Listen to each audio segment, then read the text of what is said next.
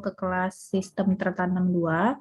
Jadi nanti saya akan bagi dulu Anda itu menjadi ke grup ya, grup berdasarkan kelasnya.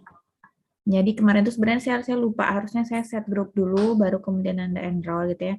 Jadi kalau sekarang itu semua sudah enroll, sepertinya sebagian besar sudah enroll. Jadi nanti saya akan bagi bikin dua grup, kemudian mengelompok-kelompokkan Anda, yang mana yang kelas A, yang mana yang kelas B. Gitu. Jadi buat sementara memang saya belum siapkan juga tadi absennya ya. Kemudian nanti menyusul saja itu setelah nanti terbagi, maka absennya juga akan terpisah antara kelas A dan kelas B. Nanti Anda mengumpulkan tugas, kalau diberikan tugas dan dikumpulkan lewat Island juga akan terpisah langsung jika sudah bergabung ke grup di Island itu. Baik, hari ini kita akan melanjutkan materi dari yang sudah dibahas minggu lalu sebagai materi pendahuluan dari basic concept of microprocessor. Nah, minggu lalu itu kita bahasnya sampai di sini ya. Ini technological innovations of microprocessor. Ada yang namanya digital signal processor, terus ada yang namanya transmitter gitu ya.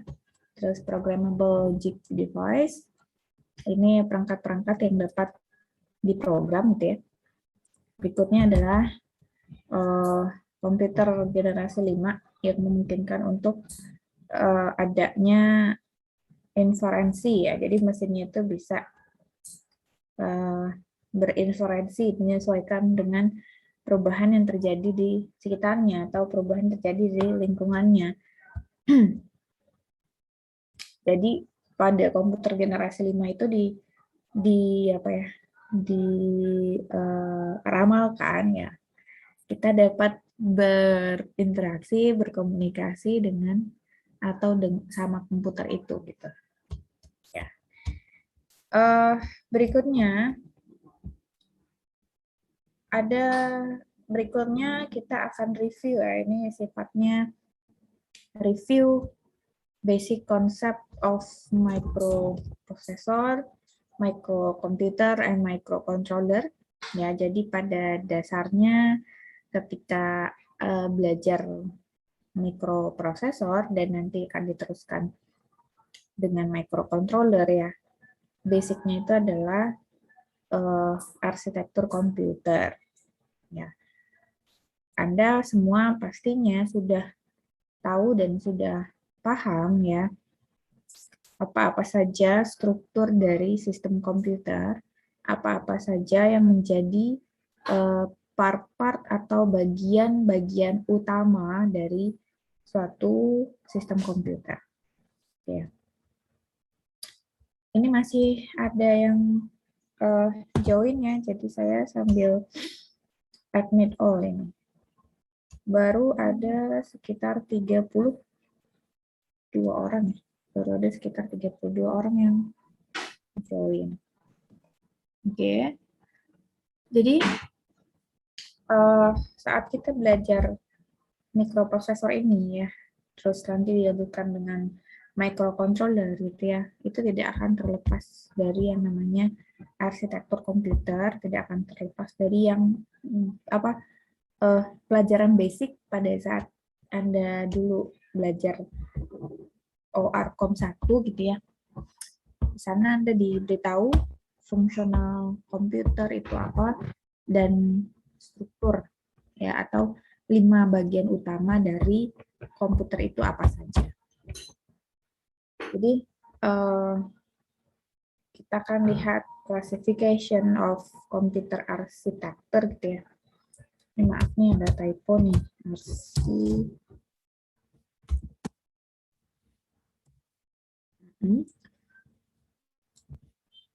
Oke, kemudian karakteristik ya, karakteristik dari microprocessor, kemudian karakteristik dari microcontroller. Kenapa?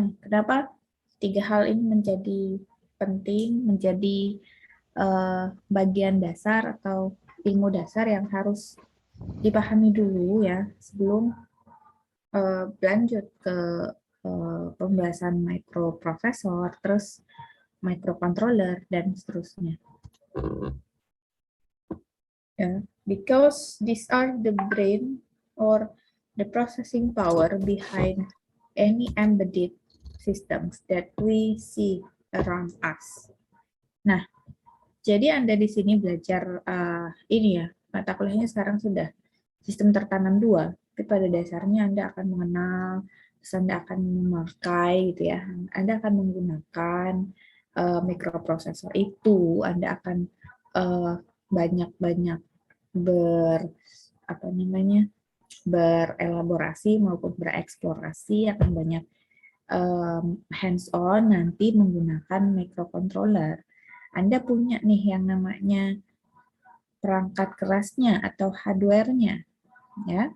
Kemudian Anda akan belajar bagaimana caranya agar hardware ini dapat saya program dalam dengan tujuan setelah hardware-nya itu saya programkan gitu ya, device atau perangkat itu dapat melakukan instruksi-instruksi seperti yang saya berikan di program gitu. Jadi, misal kita akan menggunakan microcontroller gitu ya. Misal nih, untuk kalau microcontroller kan special purpose ya, untuk mengontrol suhu ruangan tertentu gitu. Berarti saya sudah punya perangkat pemprosesnya, ya. Saya harus punya unit masukan atau unit inputnya gitu ya. Kemudian luarannya apa? Apa yang akan menjadi luaran sehingga ruangan tertentu itu dapat saya kontrol suhunya gitu. Nah, jadi ada satu perangkat atau device gitu ya. Kemudian Anda akan berikan instruksi kepada perangkat tersebut. Atau katakanlah Anda program perangkat itu gitu. Anda bikin programnya, itu kan perangkat lunak atau software ya. Ya. Nah, elemen pemproses atau unit pemproses yang ada pada perangkat itu ya, yang akan apa istilahnya, membaca isi program yang kita tulis agar dapat mengontrol suhu ruangan yang kita mau. Jadi microcontroller itu benar dia specific purpose gitu ya, berbeda dengan microprocessor general purpose ya. Jadi Anda perlu tahu classification of computer architecture ya. Kemudian karakteristik dari microprocessor, kemudian karakteristik dari microcontroller gitu ya.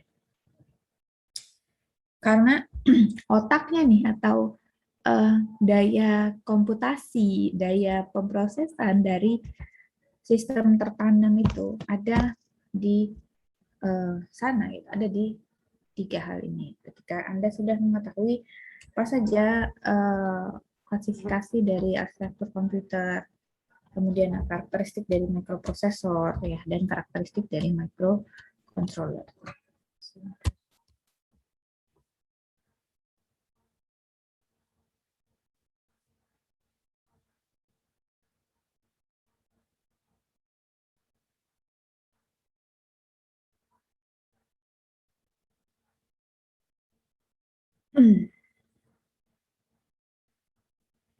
Kemudian ini ya, ini gambarnya agak blur nih. Basic operation of computing system. Ini saya rasa juga sudah di dalam kepala ya harusnya, operasi-operasi dasar dari satu sistem komputasi ya. Bagaimana satu komputer bekerja, basically gitu. Ya, ada unit input ya, kemudian ada unit pemproses atau processing unit gitu ya, yang di dalamnya ada sebentar saya record ya. Recording in progress. Ada arithmetic logic unit dan ada unit control. Ya. Kemudian dia ada 5, ada unit input, unit pemrosesan, terdiri dari arithmetic logic unit dan unit control. Kemudian ada memori dan kemudian ada unit output. Ya. Jadi central processing atau pusat pemrosesannya itu ada pada CPU. CPU itulah yang pada CPU itulah akan terjadi, akan dilakukan ya semua proses-proses komputasi yang berkaitan dengan apakah itu pemrosesan logika ataupun pemrosesan aritmatika atau kalkulasi ya. Nah, kalau di sini kita lihat nih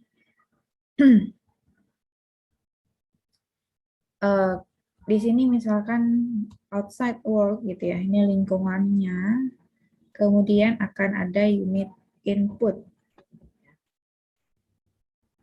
Di sini nanti bisa berupa sensor gitu ya.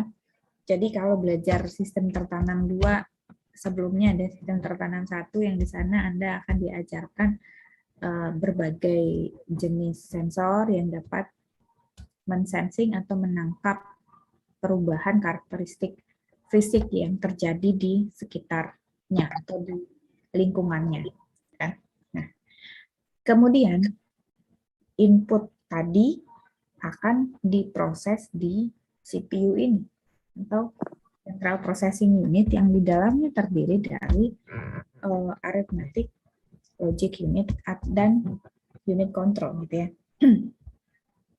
Nah, CPU dia kan pusat pemrosesan. Yang akan dia proses itu dia dapat dari mana, dia tahu dari mana. Gitu. Yang akan diproses pasti misalkan adalah ada datanya, gitu ya, dan kemudian ada instruksi atau programnya. Secara sederhana, mungkin ini sebelumnya juga sudah pernah saya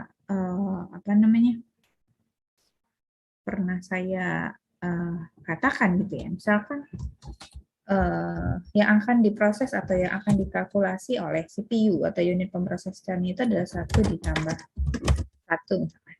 Ini sama dengan berapa? Input, ya kalau kita bicaranya mulai dari sini, inputnya bisa dari mana? Bisa dari modul I/O gitu. Misalkan kita inputkan dari keypad atau dari keyboard gitu ya. Nah, kemudian sudah nih ada gitu ya. Masuk misalkan satu ke sini. Atau 1 dan 1-nya ini juga bisa diambil dari memori. Gitu. Berarti unit kontrolnya akan mengirimkan sinyal read data from memory. Data berapa, pada alamat keberapa, kan gitu ya nanti ya. Nah, dari mana si CPU-nya tahu kalau operasinya di sini adalah operasi penjumlahan atau penambahan gitu.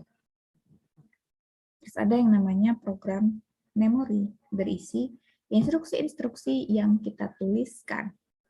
Instruksi-instruksi yang kita buat dalam bentuk program dalam bahasa tingkat tinggi itu gitu ya. Nah, kemudian bagi kalau kita kan pahamnya bahasa tingkat tinggi ya, kita nggak paham bahasa mesin ya. Padahal proses itu terjadi ya, semuanya instruksi dalam kombinasi bilangan biner 0101 dan seterusnya gitu. Nah, jadi ada data diambil dari memori, kemudian ada program atau instruksi diambil juga dari memori. Misalkan terus diproses ini. Gitu. 1 ditambah 1 sama dengan 2 ya. Diproses di arithmetic unit ya. Jadi dia akan mengambil, ada istilahnya nanti register akumulator, diambil 1, yang di operasinya apa gitu, terus diambil lagi 1-nya gitu sampai dihasilkan hasil kalkulasinya ini kan 2. Nah, 2 itu akan kemana gitu? Apakah 2-nya akan langsung ditampilkan pada unit output kembali, misalkan ditampilkan di monitor gitu ya. Atau duanya itu disimpan dulu untuk kemudian akan digunakan lagi di kalkulasi atau perhitungan selanjutnya. Itu kan tergantung isi instruksi ya gitu ya. Kira-kira seperti itu ketika proses yang terjadi pada sistem komputasi secara basic ya. Jadi di input or output block provides interface with the outside world ya. Ada bagian blok input output yang akan menyediakan interface atau antarmuka dengan dunia luar sistem bahasanya ya. Di sini nanti Anda akan eksplorasi kalau misalkan saya punya sensor sebagai unit input sistem komputasi saya, bagaimana caranya agar data dari sensor tersebut dapat dibaca oleh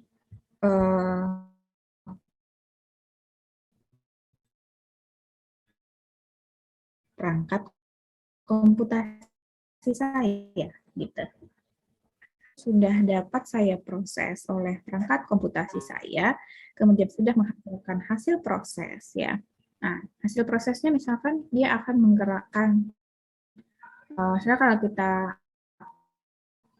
bicara tadi kontrol suhu ruangan gitu ya. Jadi ketika ruangannya itu panas, saya harusnya sistemnya bisa menyalakan kipas gitu misalkan. Artinya luaran dari hasil proses Anda adalah bagaimana agar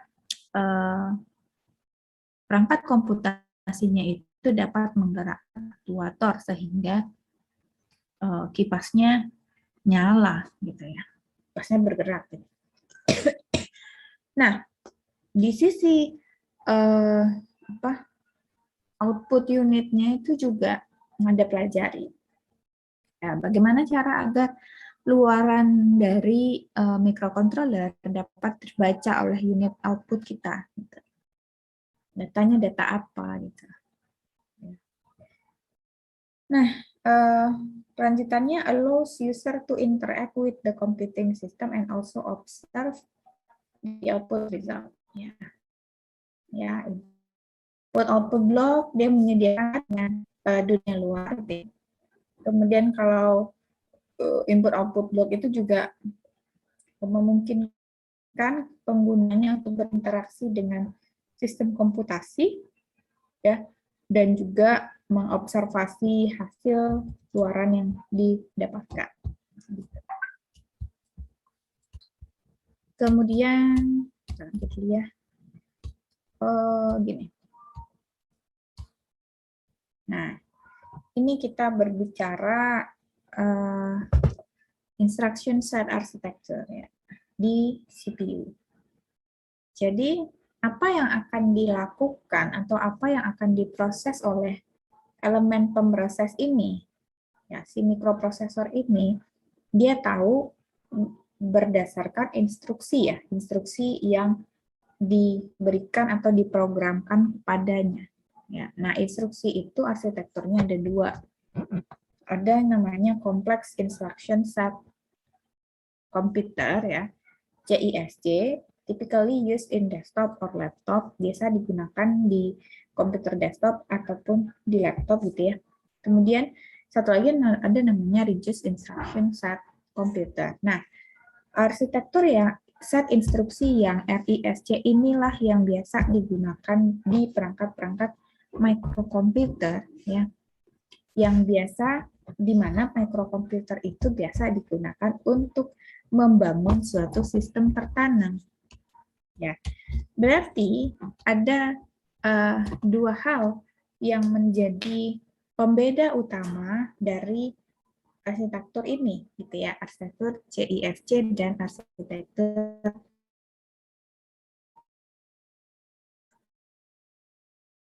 RISC, gitu.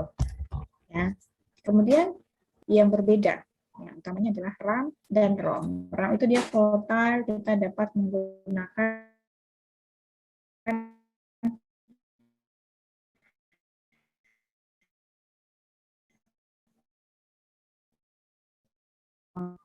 data memori, program memori di microcontroller. Nah, kalau Anda masih ingat gitu ya, ini dua klasifikasi arsitektur CPU yang utama. Jadi ada arsitektur von Neumann, kemudian ada arsitektur Harvard gitu ya. Di mana perbedaannya terletak kepada instruction dan data itu disimpan di memori yang sama atau tidak. Ya. Jadi kalau Anda masih ingat, bagus sekali gitu ya. Arsitektur von Neumann ini arsitektur kebanyakan sistem komputer ya, arsitektur kebanyakan PC atau laptop. Ya. Di mana instruksi dan data itu disimpan di memori yang sama. Ya. Ini dikatakan this model is followed in conventional computing system. Jadi banyak sistem komputasi konvensional yang menggunakan arsitektur von Neumann ini gitu, di mana instruksi, data itu disimpan di memori yang sama. Gitu. Apa maksudnya Bu gitu ya? Saya pakai ilustrasi yang ini ya, tapi ini gini. Jadi ada input atau output unit ya, kemudian ada unit pemrosesan ya. Di dalamnya ini kan ada unit control dan ada arithmetic logic unit. Nah, unit pemrosesan ini dia mengetahui apa yang akan dia lakukan itu kan berdasarkan instruksi. Instruksi itu atau bisa kita sebut sebagai program lah gitu ya. Nah, program itu disimpan dalam memori, data itu disimpan dalam memori. Ya. Kalau arsitektur komputernya itu adalah arsitektur von Neumann, antara data dan program disimpan di memori yang sama. Artinya, kalau gambar seperti ini ya, data dan program disimpan di memori terpisah, berarti ini bukan arsitektur von Neumann. Ya, kata kuncinya adalah di arsitektur von Neumann itu both instruction and data are stored in the same memory. This model is followed in conventional computing. Nah, yang berikutnya arsitektur kedua adalah Harvard arsitektur, di mana instruksi dan data disimpan di memori yang terpisah. Ya. Nah, jadi Harvard arsitektur data antara memori program dan memori data itu disimpan dalam memori yang terpisah. Typically followed in microcontroller, used for building embedded system, instruction disimpan di ROM ya, dan data-data temporary disimpan di RAM. Tuh. Artinya ketika nanti di sepanjang kuliah ini Anda akan banyak bereksplorasi, berelaborasi menggunakan entah itu microcontroller, entah itu menggunakan single board computer ya. Anda akan menggunakan ini, gitu ya. Kadang mahasiswa nggak sadar nih, dia nggak paham konsep, entah lupa teorinya begini gitu ya. Jadi kalau di sidang PA saya sering nanya, dia sudah pakai sistem tertanamnya, sudah jadi sistemnya, alatnya sudah jadi bagus gitu ya. Sudah diambil data pakai itu, tapi pasti ditanya ini arsitektur komputer ini apa, arsitektur komputasi ini apa, bedanya apa itu. Nggak bisa jawab karena ya secara konsep teori nggak paham, tapi technical mereka bisa gitu ya. Jadi arsitektur Harvard itu perbedaan dengan arsitektur von Neumann adalah ada pada program memori dan program datanya. Kalau arsitektur Harvard, program memori dan program data disimpan dalam memori yang terpisah. Biasanya ini yang digunakan pada microcontroller, ya, di mana microcontroller itu kebanyakan digunakan untuk membangun sistem tertanam. Ya. Nah, secara blok diagram, ya, secara blok diagram perbedaannya itu begini. Ya. Misal nih yang sebelah sini ya, yang kiri saya berarti ini adalah blok diagram dari arsitektur von Neumann. Ini arsitektur von Neumann nih. Nah, ini bagian central processing unit, ya, antara memori data dan memori program dipisah. Ya. Artinya dia masing-masing punya apa namanya bus yang sama. Ya. Bus address-nya nih kan sama nih ya. Nih. Dan bus datanya juga sama antara CPU ke memori program, CPU ke memori data menggunakan bus address yang sama, CPU ke memori program menggunakan bus data yang sama. Ya. Sementara perbedaannya dengan Harvard Architecture, ya, Central Processing Unit, ya, unit pemrosesannya dengan unit memori data, dengan unit memori program, ya, itu mempunyai busnya masing-masing. Nah, secara definisi tadi kan dikatakan kalau von Neumann architecture, ya, both instruction and data are stored in the same memory. Secara gambar, ini kan memorinya seperti terpisah ya, tapi dia menggunakan bus data dan bus address yang sama. Berbeda dengan Harvard Architecture. Harvard Architecture, memori data dan memori programnya terpisah, dan bus address serta bus datanya itu masing-masing. Nah, jadi antara central processing unit ke memori data, satu bus address, satu bus data. Antara central processing unit dengan unit input output, satu bus address dan satu bus data.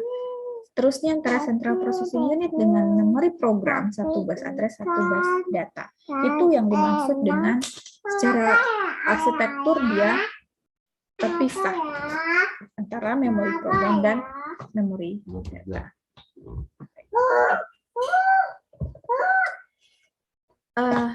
Oke, sampai di sana. Silahkan jika ada pertanyaan.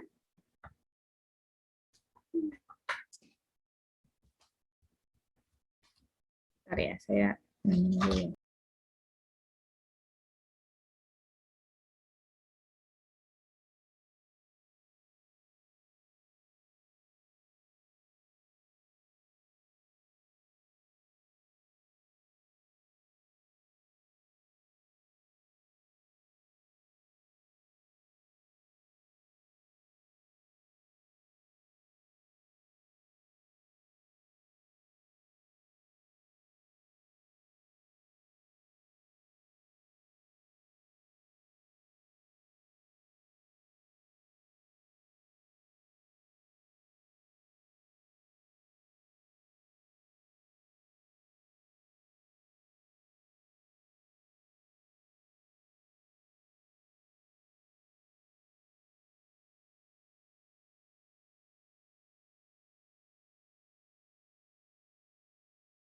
Nah, oke, baik, kita lanjutkan ya. Kita lanjutkan ke microprosesornya.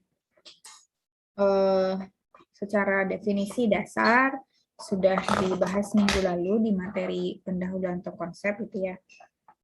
Nah, what is microprocessor? Gitu. Sini dinyatakan bahwa it is basically the entire CPU fabricated on a single chip. Jadi microprocessor itu isinya CPU yang di dalamnya adalah ada arithmetic logic unit, ya, yang terfabrikasi dalam satu chip tunggal. Nah, kemudian di dalamnya terdapat satu set register untuk menyimpan data-data temporary, ya. Kemudian terdiri dari arithmetic logic unit, di mana semua pemrosesan aritmatika dan semua komputasi logik dilakukan, ya. Kemudian consists of some mechanism to interface external devices, baik itu memori ataupun I/O, melalui suatu bus. Ya, ada bus address, bus data, and bus control. Dan kemudian consists of control unit that synchronizes all the operation. Ya. Jadi pemahamannya jadi begini, microprosesor itu apa ya? Oh iya, dia itu CPU di dalam satu chip tunggal. Gitu. Isinya apa aja? Ada register untuk penyimpanan temporary data, ada arithmetic logic unit, aritmatika, dan unit logic untuk komputasi ya. Di mana di sana komputasi logika, komputasi kalkulasi matematika dilakukan gitu ya. Kemudian di sana di microprocessor itu juga terdapat beberapa mekanisme untuk interfacing atau antarmuka perangkat-perangkat eksternal, perangkat-perangkat input-output, memori melalui bus. Ya. Busnya ada bus address, bus data, dan bus control. Kemudian microprocessor itu juga dia punya unit control yang akan mensinkronisasi semua operasi-operasi yang akan dia execute, yang akan dieksekusi. Gitu ya. Nah, berikutnya adalah skematik diagram dari microprocessor. Pemahaman yang tadi yang di sini ya, kita jadi dapat menyimpulkan bahwa ada beberapa komponen nih di microprocessor dari yang sini ya. Berarti ada register ya. Dari sini ada unit aritmatika dan logika gitu. Kemudian dari yang berikutnya ada satu mekanisme untuk antarmuka external device, ada bus gitu ya, melalui bus address, bus data, dan bus control. Kemudian dari sini unitnya adalah unit control.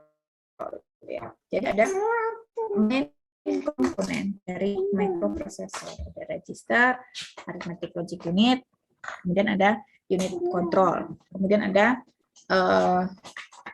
bagaimana mikroprosesor ini dapat memproses atau mengerti apa yang ada dari dunia luarnya. Ya. Jadi secara eksternal ada unit input output, itu biasa namanya ya. Nah, kemudian ada bus yang akan menghubungkan ya antara microprocessor itu dengan unit input atau unit outputnya. Nah, itu melewati yang namanya bus, ada bus address, bus data, atau bus control. Ya. Jadi itu 4 komponen utamanya, register, arithmetic logic unit, unit control, dan kemudian externally there are some buses, address, and data bus, dan control bus. Nah, ini ya jika kita gambarkan dalam bentuk block diagram menjadi bentuk seperti ini. Yang microprocessor itu yang di dalam sini ya. Microprocessor isinya apa? CPU. CPU isinya apa? Ada unit control, ada unit arithmetic dan logic gitu ya. Kemudian ada register. Register ini untuk apa? Untuk menyimpan data-data temporary. Ya. Apa yang dimaksud dengan data temporary itu, Bu? Gitu. Kita kembali lagi ke contoh saya sederhana yang tadi. 1 tambah 1 kita akan kalkulasi itu pakai mikroprosesor gitu ya. Nah, ketika 1 tambah 1 jadi 1 nanti diambil dari unit input gitu ya. Terus dia masuk ke sini, diproses di sini. Udah didapatkan hasilnya misalkan 2. Nah, kontrol unitnya nanti dia akan mau write gitu. Nah, akan di-write ke register kah atau akan dikeluarkan melalui data bus ini gitu. Nah, ketika hasil dari perhitungan sebelumnya akan dipergunakan lagi untuk perhitungan berikutnya, maka hasil tersebut dinamakan sebagai hasil temporary atau data temporary gitu. Maka disimpan dulu di register, tidak langsung disimpan dalam memori gitu. Karena kalau simpan dalam memori nanti butuh waktu yang lebih lama untuk membaca ke memori daripada membaca ke register. Kenapa? Karena unit ini berada dekat dengan unit ini, ya, jauh dari memori. Gitu. Jadi register di sini berisi data-data temporary. Nah, itu microprocessor ya. Berikutnya adalah microkomputer. Ya. Microkomputer itu sistem komputer yang dibangun dengan menggunakan mikroprosesor. Jadi microkomputer itu sistem komputer yang dalamnya ada mikroprosesor, ya. Tapi karena mikroprosesor itu tidak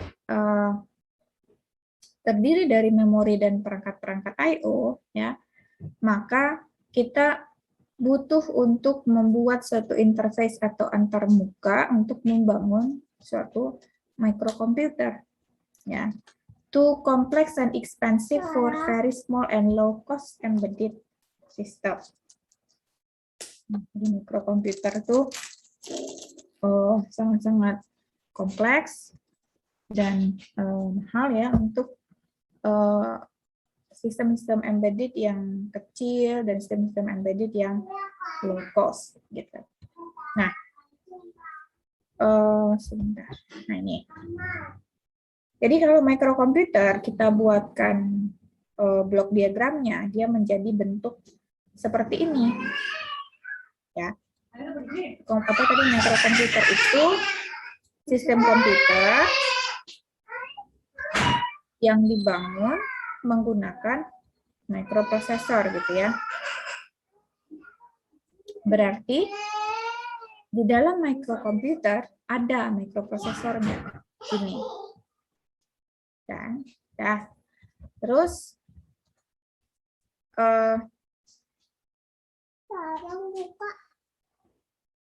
di mikrokomputer perbedaan utamanya dengan mikroprosesor adalah mikrokomputer itu punya yang namanya I/O port, ya, I/O port. Ini untuk apa? Untuk interfacing antara mikrokomputer ini dengan perangkat I/O-nya. Gitu ya. Jadi pada mikrokomputer itu ada suatu database ya yang menghubungkan antara mikroprosesor dengan memori dan mikroprosesor dengan port I/O. Nah, port I/O ini digunakan sebagai antarmuka antara mikrokomputer ini dengan perangkat-perangkat input atau output. Ya. Nah, berikutnya adalah microcontroller. Di sini bahasanya the heart of embedded system. Jadi jantungnya nih dari sistem tertanam gitu. Apa pula itu microcontroller? Secara dasar atau basically dia merupakan komputer di suatu chip tunggal gitu ya. Very inexpensive, small dan low power. Jadi kebanyakan ya sistem-sistem tertanam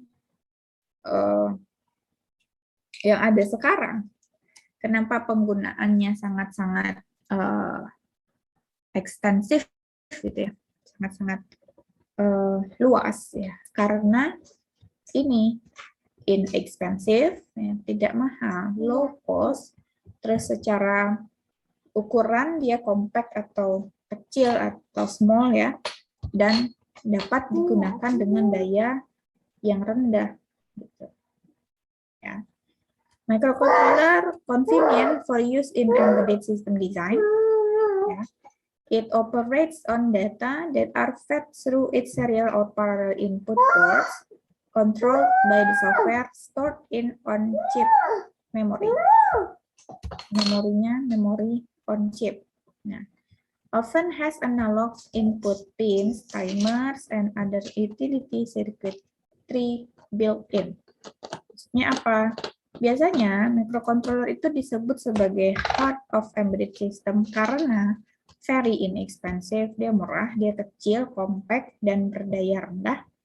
Ya, kemudian kebanyakan digunakan untuk desain atau rancangan sistem tertanam.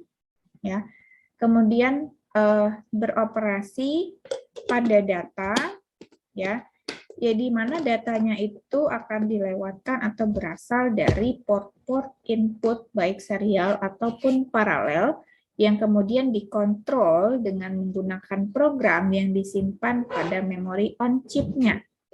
Gitu. Ya. Dan biasanya microcontroller itu kenapa orang-orang senang menggunakan microcontroller untuk merancang sistem tertanamnya gitu ya, karena punya berbagai macam pin-pin input, baik itu untuk input data analog maupun data digital, ya. Terus ada timer dan berbagai rangkaian-rangkaian penting lainnya yang sudah built-in gitu ya pada board microcontroller itu. Ya, sebentar nak, Ibu ngajar sebentar nak. Ya, ada semuanya. Ini ya. Sekarang. Di sini ya. Sekarang. Di sini ya. Sekarang. Ibu gendong dulu ya, Ibu gendong dulu ya. Ibu gendong dulu ya, nanti abis ini ya. Ke atas, sekarang ke atas.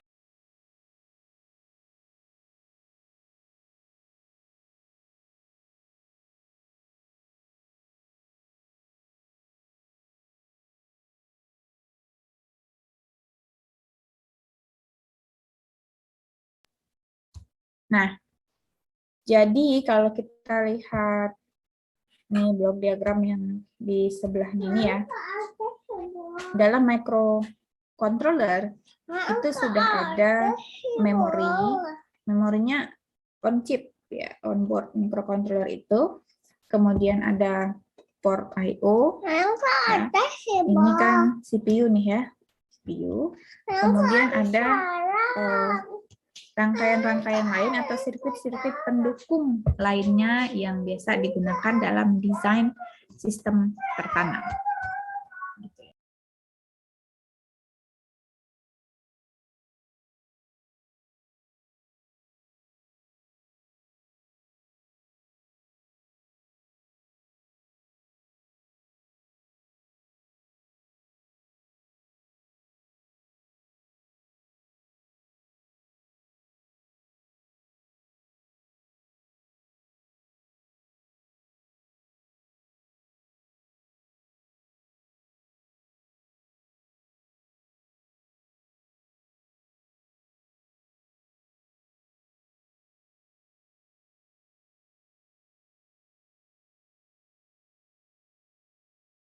I'm gonna make a QR.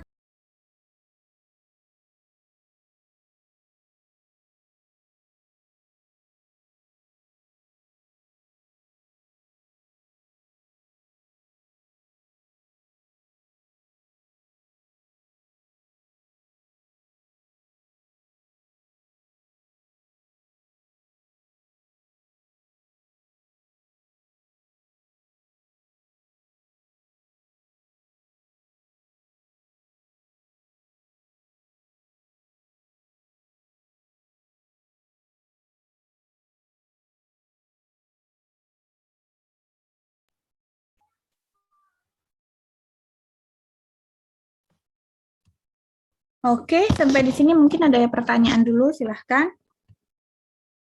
Sambil saya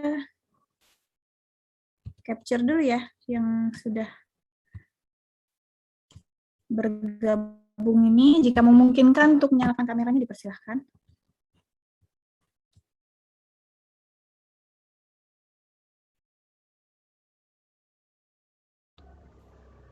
Izin bertanya, Bu. Silahkan Muhammad Syafiq ya. Mengenai mikrokontroller sama mikrokomputer tadi, Bu. Kan kalau di mikrokomputer tuh untuk I/O port dan yang lain-lainnya tuh bakal terpisah dengan chipnya ataupun prosesornya, Bu. Sedangkan di mikrokontroller tuh digabung dalam satu chip. Terus apa yang bisa membuat mikrokontroller tuh jauh lebih murah? Kan kalau secara logika untuk jauh yang lebih kecil dan digabung dalam satu itu bakal lebih kompleks dibandingkan salah satu hal yang kayak mikrokomputer itu yang jauh lebih besar. Apakah dari yang membuat itu lebih mahal dan kompleks itu apakah dari kekuatan processingnya atau gimana, Bu? Ya, baik. Saya menangkap pertanyaannya itu di mikrocontroller ya, I/O portnya ini bukan pada chip yang sama gitu, tapi pada satu board. Di satu board microcontroller itu ada bagian I/O port gitu ya, untuk antarmuka atau interface input-output. Kemudian di bagian lain ada sirkuit-sirkuit pendukung lainnya selain microprocessor gitu. Yang pada single chip itu adalah si CPU, alunya itu gitu. Tapi yang lain-lainnya itu kalau di microcontroller dia pada apa namanya itu ya? Pada board yang sama gitu. Ya, sementara kalau microkomputer ya, mikrokomputer ini antara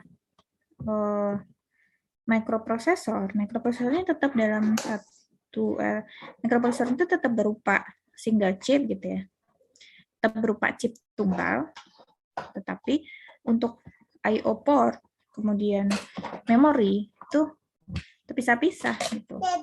Apa yang menghubungkannya antara mikroprosesor dengan port I/O kemudian dengan memori ya, ada namanya address bus, kemudian ada data bus, atau kemudian ada control bus. Tapi kalau di microcontroller ya, saya buka kembali diagram yang seperti ini yang di dalam kotak ini semuanya nih. Jadi dia dalam satu board gitu, satu package deh, satu board ya.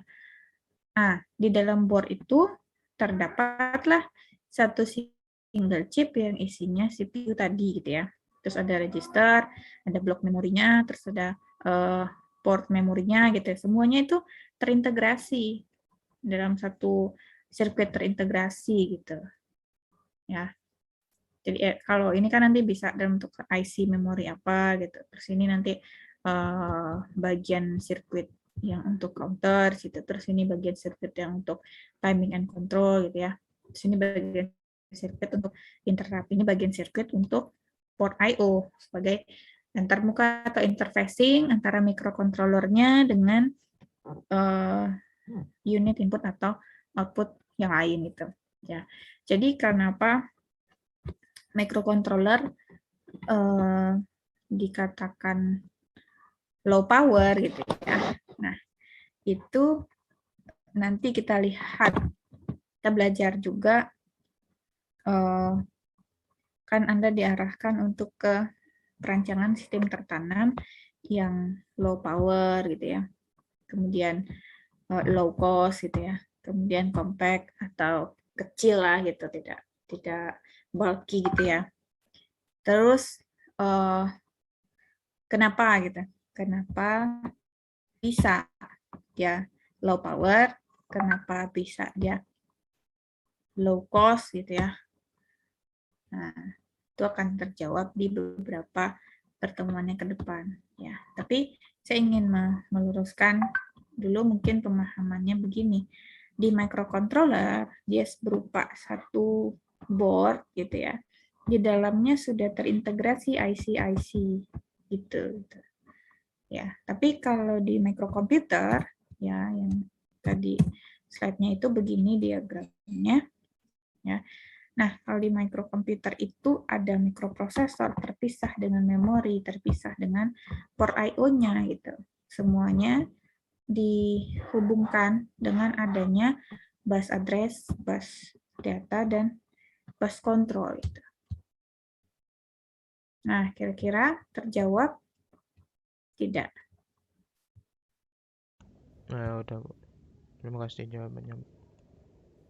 Ya, sama-sama. Silakan bagi yang lain yang ingin bertanya ya. Saya print screen dulu nih. Saya screenshot dulu semua yang sudah datang pagi-pagi nih. Ada yang masih kusut-kusut mukanya, ada yang udah segar mukanya gitu. Ya, ada sekitar 37 mahasiswa ya di sini ya. Baik. Ini sebenarnya secara materi ya, materi kuliah saya juga masih menyesuaikan ya, karena sebelumnya kita ini 3 SKS nih kalau belajar ini, sekarang sudah 2 SKS gitu. Jadi saya dengan Bu Rizka juga masih menimbang-nimbang yang mana yang masih relevan, yang mana yang sudah tidak gitu ya. Baik. Nah, ini microcontroller ya. Jika kita zoom in gitu. Zoom in lagi, beginilah kira-kira dalamnya ya. Jadi ada internal data and address bus. Ya, antara memori program dan memori datanya berbeda nih, dia punya jalan masing-masing yang menghubungkan ke internal data and address bus-nya. Nah, packaging and appearance dari microcontroller itu seperti apa gitu ya? Seperti IC begini. Ya, di dalamnya dia punya microprocessor dalam satu single chip. Ya. Berikutnya, how microcontrollers are different from PCs. Gitu. Ketika satu PC mengeksekusi program, ya, program itu pertama akan di-load dari memori atau disk atau SSD ke allocated section of memory. Jadi dari disk atau SSD gitu ya, di-load ke memori atau section of memory yang dialokasikan untuk program. Nah, biasanya program itu di-load, ya, is loaded part by part. Jadi program dari memori itu, program yang di-load dari disk atau SSD itu, di-load-nya atau dimuatnya itu bagian per bagian untuk untuk mengkonservasi space di memori.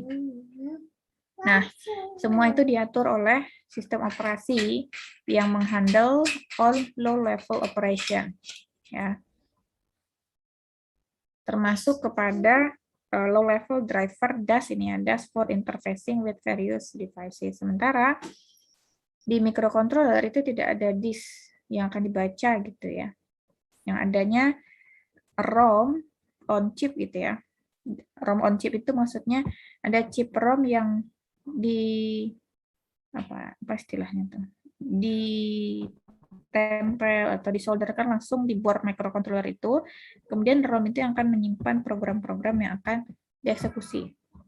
Nah, secara ukuran ROM itu nanti ukurannya terbatas, ya, terbatas berdasarkan aplikasi yang akan kita jalankan menggunakan microcontroller kita itu ukurannya berapa. Jadi size of the ROM limits the maximum size of the application. Dan di microcontroller itu biasanya tidak ada sistem operasi, ya, dan program yang ada pada ROM itu adalah satu-satunya program yang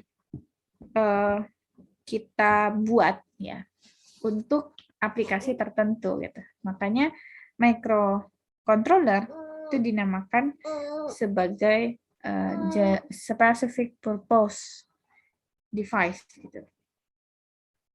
Ya, nggak bisa nak. Sebentar ya.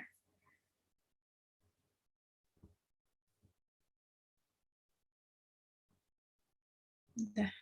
Thank you. Ya. Nah, jadi ini perbedaan untuk menjelaskan bahwa sebenarnya karena arsitektur dari keduanya ini berbeda, gitu. Visi arsitekturnya adalah von Neumann, di mana program dan data memorinya itu sama ya, menggunakan bus address, bus control dan bus data yang sama gitu. Sementara kalau microcontroller secara arsitektur kan dia menggunakan arsitektur Harvard yang memori untuk program atau instruksi itu berbeda dengan memori untuk data gitu ya.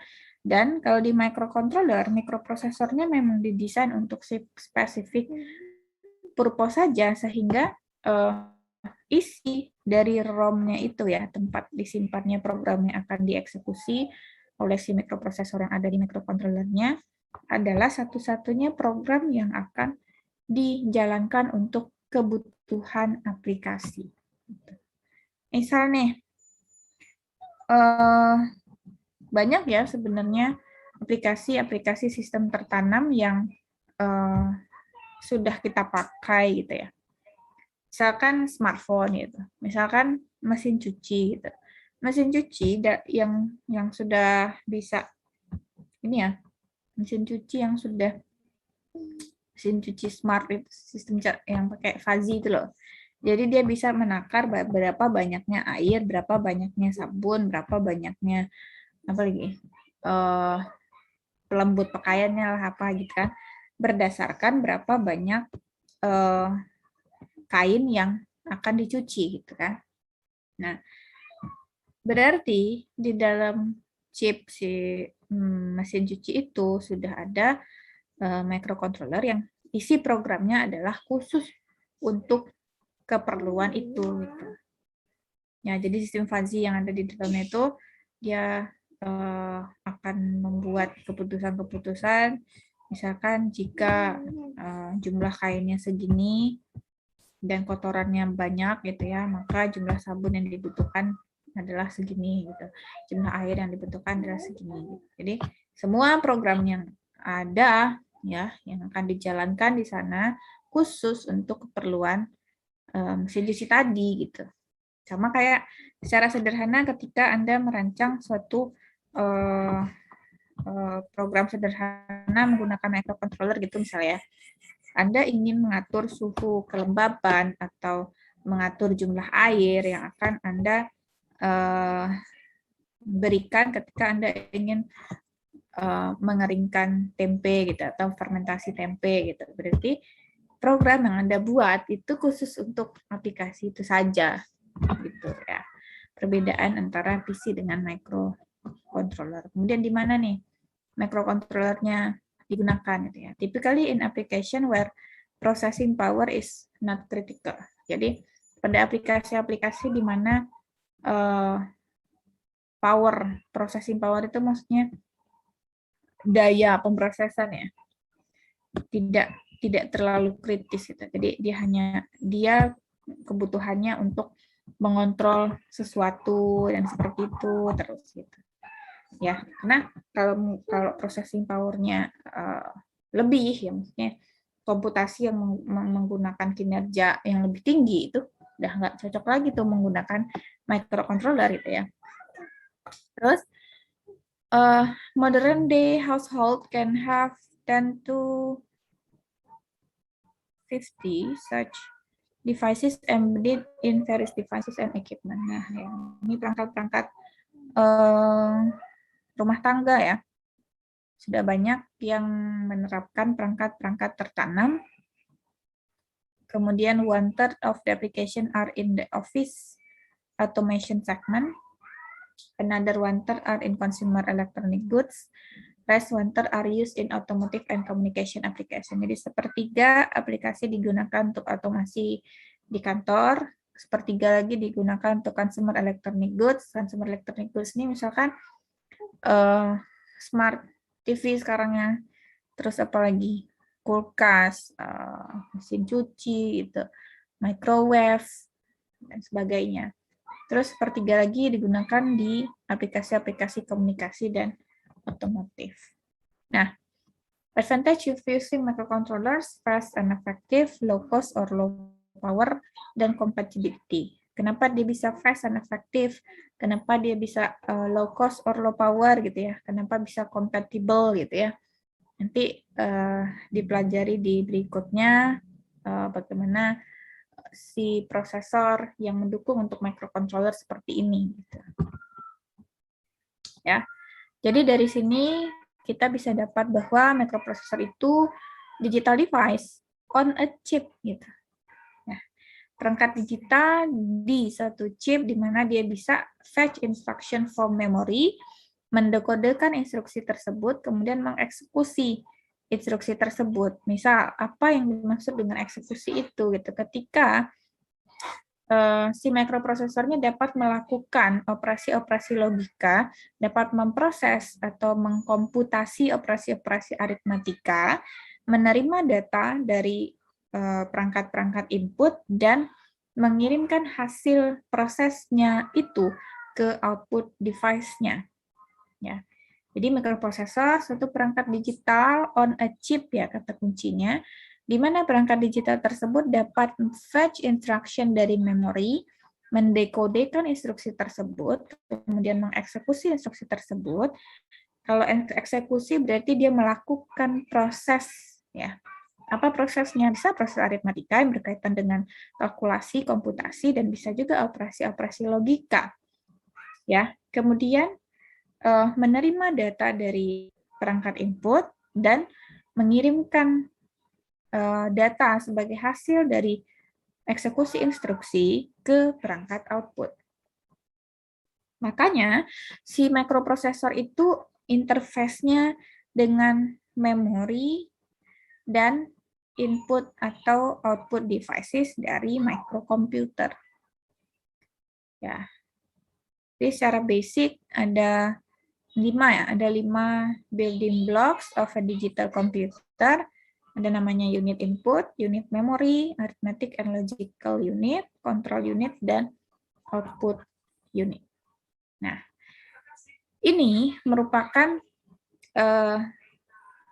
ini tadi ya, building blocks of digital computer.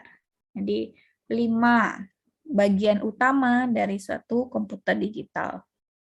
Ada unit input, ada unit arithmetic logic, unit control, output unit, dan unit memory. Ya, di unit input ya, dengan unit input ini melalui unit ini Anda atau kita bisa melewatkan data dan instruksi yang akan digunakan oleh memori dari komputer. Kegunaan dari unit input adalah untuk kita bisa membaca data ya dari perangkat-perangkat di luar sistem komputer kita ke sistem komputer kita. Jadi the basic purpose of this unit is to read the data into the machine. The program from memory is read into the machine along with the input data which are required to solve or compute the problem by the machine. Ya. Typical devices which are used for this purpose are keyboard, kemudian paper tape reader, toggle switch, dan sebagainya ya. Kemudian ada unit memory. Nah, unit memory ini terdiri dari perangkat-perangkat yang memungkinkan untuk menyimpan informasi. Ya, the memory of a computer is used for storing two distinct type of information, such as data to be processed by the computer and program, through which the result of the desired problem is obtained. Artinya apa? Memori pada suatu sistem komputer biasanya digunakan untuk menyimpan dua hal berbeda. Yang pertama, informasi yang berupa data yang akan diproses, kemudian program yang akan digunakan untuk dapat menghasilkan hasil proses yang diinginkan. Gitu ya. Jadi komputer, program, dan data itu disimpan di satu unit memori. Biasanya unit memorinya itu terdiri dari chip berupa ROM dan RAM. Berikutnya ada arithmetic and logical unit ya. Nah, pada unit aritmatika dan logika dilakukan operasi-operasi aritmatika seperti penambahan, penjumlahan, pengurangan, pengkalian, pembagian, dan sebagainya. Sementara operasi-operasi logika itu seperti menggunakan logika AND, menggunakan logika OR, dan seterusnya. Ya. Nah, ada suatu unit kontrol yang nantinya akan mengguiding gitu ya, memandu si arithmetic and logical unit ini, operasi yang mana yang akan dilakukan atau operasi yang mana yang akan diproses, operasi yang mana yang akan dieksekusi. Artinya di sequence of the instructions, urutan dari eksekusi instruksi itu dikontrol oleh unit control. Ya. Artinya apa? Control unit performs the most important function in a computer. Unit control itu melakukan fungsi-fungsi yang penting ya, sangat signifikan fungsi pada komputer. Controls all other units and also controls the flow of data from one unit to in computation. Unit control akan mengontrol semua unit-unit yang lainnya dan juga dia mengontrol data dari satu unit ke unit lainnya agar bisa melakukan proses komputasi.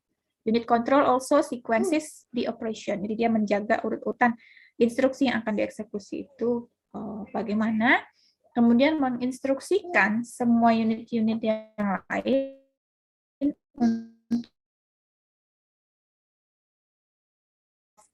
clock pulse.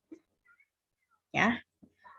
Jadi menginstruksikan unit-unit semua unit-unit yang lainnya untuk melakukan tugas-tugas pada urut-urutan tertentu ya, dengan bentuk pulsa. Nah, setelah pemrosesan data itu dilakukan di arithmetic and logic unit dan ada hasilnya, maka akan diberikan ke output unit. Apa contohnya? Bisa berupa LED, printer, dan seterusnya. Ya, jadi jika kita boleh menganalogikan central processing unit itu ya, biasanya dianalogikan dengan otak manusia karena semua keputusan sesuai instruksi ya dibuat oleh CPU gitu ya. Jadi semua bagian lain itu dikendalikan oleh si CPU ini. Nah, microprocessor itu suatu sirkuit terintegrasi yang dirancang untuk digunakan sebagai CPU gitu. Ya, jadi dikatakan kan central processing unit, artinya kan itu unit sentral ya, unit sentral dalam berkomunikasi, unit sentral dalam melakukan operasi-operasi dengan komunikasinya dengan perangkat seperti memori, input, output gitu ya. Namun waktu proses komunikasi dikendalikan oleh kelompok sirkuit yang disebut unit control. Gitu ya. Nah, baik, untuk pertemuan kali ini mungkin kita sampai di situ dulu ya. Akan kita lanjutkan di pertemuan minggu depan.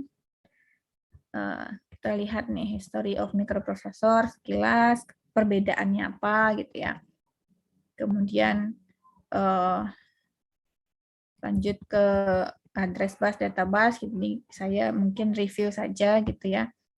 Baru ke contoh nih, contoh microprocessor 8085 gitu.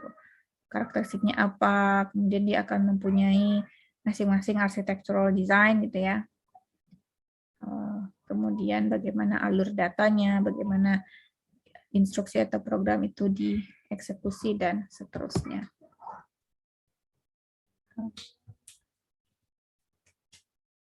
Baik, untuk pertemuan hari ini saya cukupkan sampai di sini dulu ya. Untuk selanjutnya Recording saya stopped. membagi Anda dulu di island itu sehingga Anda terpisah antara kelas A dan kelas B. Untuk absen mungkin Anda bisa tuliskan namanya di kolom chat masing-masing ya, agar bisa terekam siapa yang hadir hari ini dan siapa yang tidak. Sebelumnya saya tutup dulu pertemuan kuliah hari ini. Assalamualaikum warahmatullahi wabarakatuh. Waalaikumsalam. Waalaikumsalam warahmatullahi wabarakatuh. Warahmatullahi wabarakatuh.